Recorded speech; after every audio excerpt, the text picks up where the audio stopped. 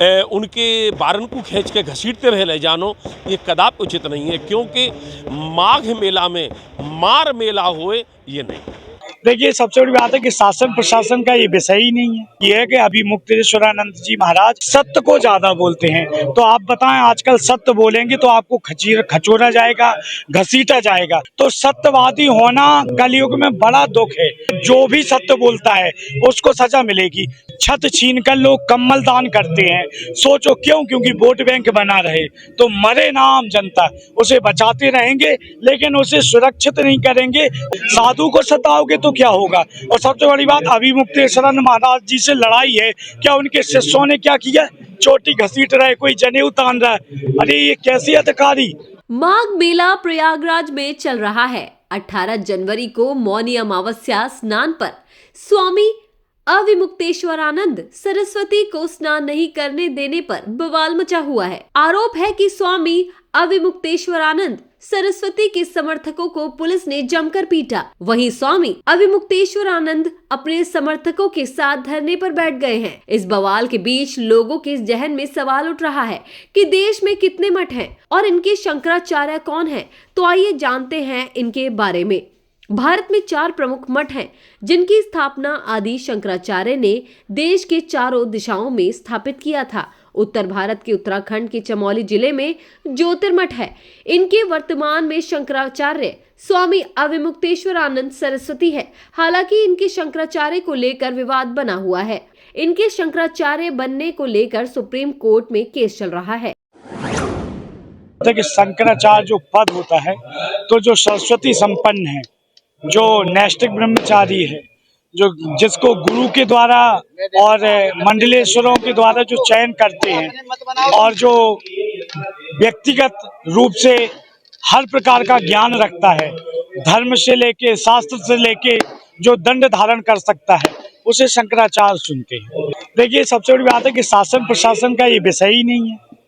स्वाभाविक है कि आप बड़े पद पे हैं, अच्छी बात है। तो हमारे यहाँ जो सरकारी नौकरियां दी जाती हैं वो योग्यता के अनुसार दी जाती हैं।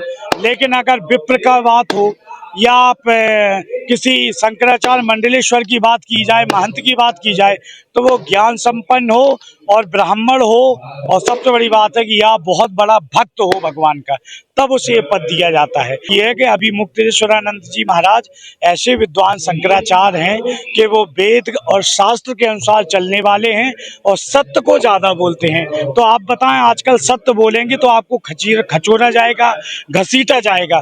तो सत्य जो भी दिखाता है, तो सत्य की परीक्षा हरिश्चंद्र की ली गई, लेकिन देवताओं ने ली थी, तो हरिश्चंद्र का आज तक नाम है।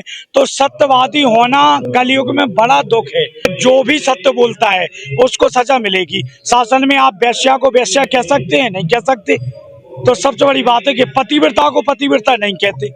तो बहुत उल्टी दुनिया है। छत छीन कर लोग कम्बल दान करते हैं, सोचो क्यों? क्योंकि वोट बैंक बना रहे।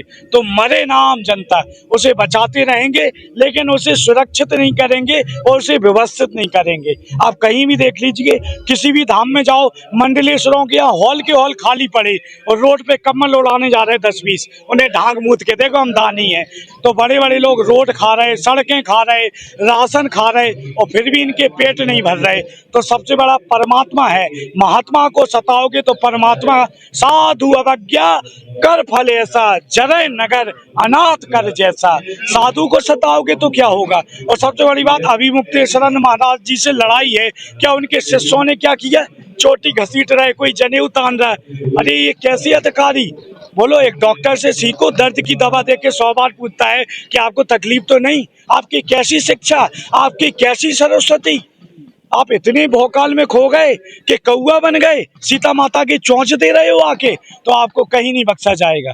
सत्य के पीछे जो रहेगा, परमात्मा उसकी रक्षा करेगा। तो हम तो यही कहते हैं, सत्य जो भी बोलेगा उसे घसीटा जाएगा, लूटा जाएगा और बेइज्जत किया जाएगा। तो सत्य के लिए साधु बनता है, साधु भी दुख झेलता है। देखो, हर जगह रोड पे साधु बैठे, उन्हें रोटी नहीं मिल रही, और जो 4 पुंगा लेके आए, गनर लेके, उन्हें हाल गद्दी सिंहासन सब कुछ खुल जाता है। मैं तो यह विषय में एक ही बात कहना चाहूँगा कि वो नोटिस लगावे की बात प्रशासन की है, लेकिन नोटिस में क्या पूछो गयो है ये बात तो संतन के सभा में ही निश्चित होनी चाहिए, क्यों संत समागम भी वहाँ पे है। ये उचित रहेगा कि संत लोग या प्रश्न करेंगे तो ज़्यादा अच्छा रहेगा, क्योंकि हम लोगों के यहाँ पे अखाड़ा परिषद ही निश्चित करे, गुरु परंपरा ही निश्चित करे, और गुरु अपने शिष्य को घोषित करके अपने जीवन काल में जाए। या लिए अखाड़ा परिषद के द्वारा वो नामित है कि नहीं, गुरु परंपरा के द्वारा वो नामित है या नहीं, या चीज़ को हम लोगों ने विशेष ध्यान देना पड़ेगा। प्रशासन अपने व्यवस्थान को देखे, कौन कौन महामंडलेश्वर है, कौन महंत है, कौन शंकराचार्य, या क्षेत्र में तो संतन को ही छोड़ दिया जाए तो ज़्यादा अच्छा है। कि गुरु परंपरा है, पहली बात तो जो गद्दी पे बैठेगा वो अपने पूर्ववर्ती आचार्य को शिष्य होना चाहिए, और यदि वो शिष्य है और गुरु परंपरा से घोषित है और भक्तन के द्वारा वो अनुमोदित है और संतन के द्वारा चद्दर उड़ाए के उनकी मेहनताई भई है, तो फिर वो अलग ये संत समाज निश्चित करे तो ज़्यादा अच्छा है। और मैं आपके चैनल के माध्यम से भी ये कहूँगा कि जो और अन्य शंकराचार्य हैं वो निर्णय दें, और जो अखाड़े परिषद के लोग हैं वो निर्णय दें। और अच्छा है, हमारे ब्रिज में एक कहावत है, पूछनता मूर्ख ना है कहावे, संत समाज को ये निर्णय छोड़ दिया जाए, उनसे पूछ दिया जाए कि आप कैसे शंकराचार्य हैं। देखो, हम एक बात जहाँ मैं ये कहना चाहेंगे, अपने सनातनियों के लिए भी वो प्रशासन को सहयोग करें जहाँ पे व्यवस्था के लिए, किंतु आपके चैनल के माध्यम से जो भी आपने प्रश्न नहीं भी किए हुए, मैं अपने मन से बोल रही हूँ कि चोटी खींच के ब्रह्मचारी ने ले जानो ये कदापि उचित नहीं है। उनके बारन को खींच के घसीटते हुए ले जानो ये कदापि उचित नहीं है, क्योंकि माघ मेला में मार मेला होए ये नहीं। कपड़े सफाई व चमक का डबल धमाका, गोगा लाए है डबल एक्सल। वॉशिंग मशीन एवं कपड़े दोनों को रखे सुरक्षित। Goga double axle. गोगा देता है महंगे कपड़ों को सुरक्षा और आपके हाथों को भी बनाता है कोमल। कपड़ों में लाए चमक। Goga washing powder.